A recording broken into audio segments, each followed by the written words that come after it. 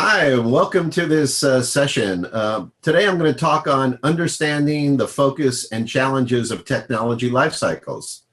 My name is Peter Garn. I'm a senior consultant with the Pyrus Group. I'm delighted to be sharing some exciting work with you today. The materials that I'm going to share with you really began as action research in the late 1990s. I was at HP at the time.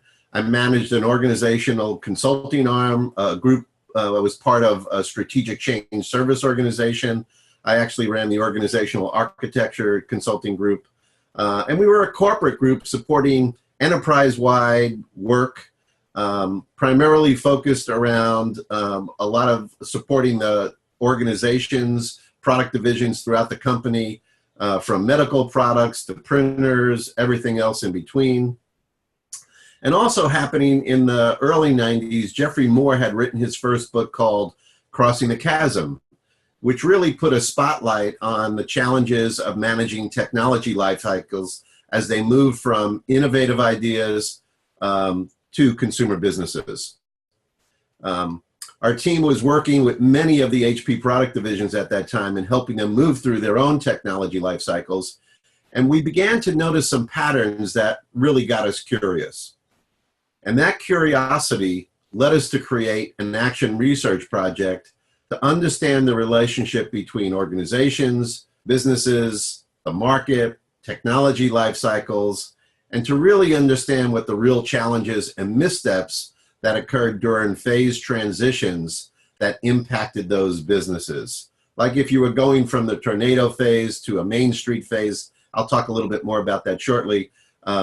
You could understand like what delayed sometimes the business from making that phase change. So with that as background, I'm going to start with a few observations around S-curves and life cycles before going into the findings of the research, which, by the way, continues to be very valid in most technology companies today. I share this often with executives or CEOs that run small companies, and they all resonate very much with the findings of this. So it still continues to be alive and to grow. So if you look at this, these images, you'll see the blue S-curve. So there's two S-curves there. One, basically the S-curve is really just a natural progression of a life cycle, and then a second S-curve is so that when you come to the end of that life cycle, you jump to another S-curve. And then the gray bell curve in the background is really what Moore took from his market adoption curve and used to kind of show the progression there. But the basic message here with S-curves and what I'm showing you is that organizations and technologies move along a life cycle. They all start out as a seed or, being born in some way, and then growing, maturing, and then declining. So I'm going to show you another slide that's a little bit more busy. But here you can see the relationship between organizational and technology life cycles, which are in blue, and the market adoption curve that's in red. And you can see that organizations and technology life cycles move along an S-curve, and they start as a seed and then emerge. They have to cross the chasm in some ways. They emerge, they get established, they continue to grow and mature, and then they reach kind of end of life. Now, Geoffrey Moore built on this concept and added the market adoption curve. And this is specific to technology products. And it begins with, again, the early market idea. And sometimes there's a discontinuity that will happen. An example might be, when the iPhone first came out, it shifted everything from kind of what we used to have as traditional cell phones to much more smartphones.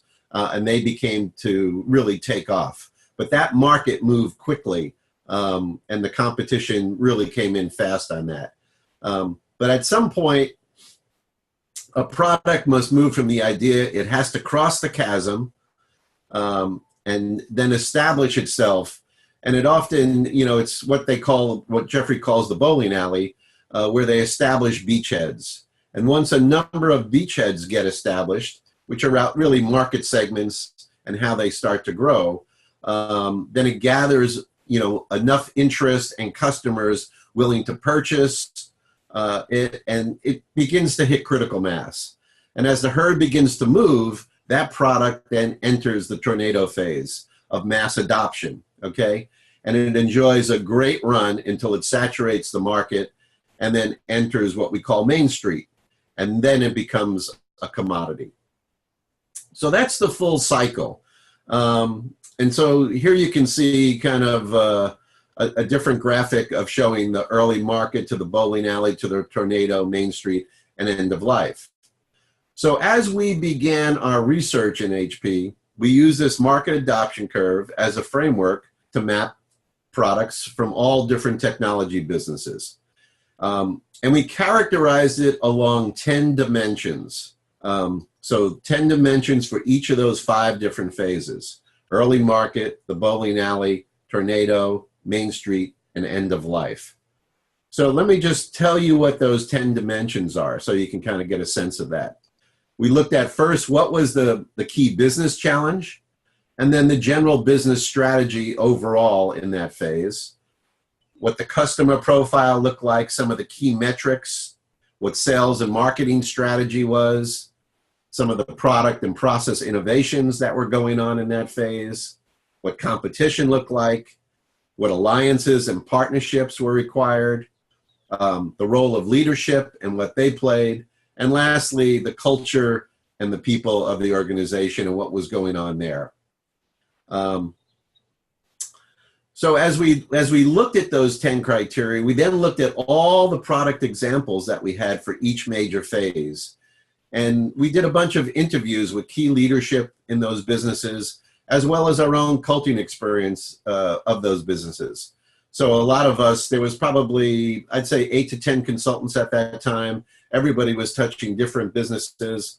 And we came together and we discussed each phase looking at those 10 dimensions.